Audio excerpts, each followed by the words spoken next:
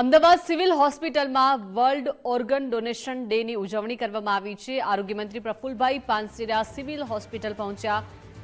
અમર ગાથા પુસ્તકનું મંત્રીના હસ્તે વિમોચન કરાયું। સિવિલ હોસ્પિટલમાં 1000થી વધુ અંગદાનની સફર દર્શાવાઈ છે। સિવિલ હોસ્પિટલમાં નવનિર્મિત પ્રેરણા કક્ષનું લોકાર્પણ કરાયું। દર્દી સ્ટાફ માટે ઇલેક્ટ્રોનિક કારનું લોકાર્પણ કરાયું। પ્રેરણા કક્ષથી અંગદાન અંગે જાગૃતિ ફેલાવાશે। હોસ્પિટલ પરિસરમાં અવરજવર સરળ બનાવવા માટે આ કાર આપવામાં આવી છે। અંગદાનને પ્રોત્સાહન આપવા માટે મહત્વપૂર્ણ પહેલ છે।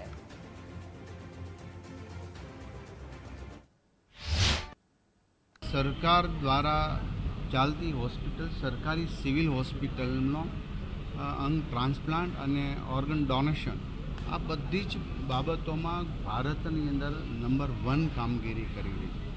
અમારી ડૉક્ટરની ટીમ સુપ્રિન્ટેન્ડન્ટ સાથે તમામ લોકો આ કામગીરી કરવાના હિસાબે અનેક લોકો લગભગ 250 જેટલા આપણને આ ઓર્ગન ડોનેશન થયા છે। લગભગ 1000 ઉપર લોકોને પ્રત્યારોપણ થયા છે, જેથી એમના જીવન બચી રહ્યા છે।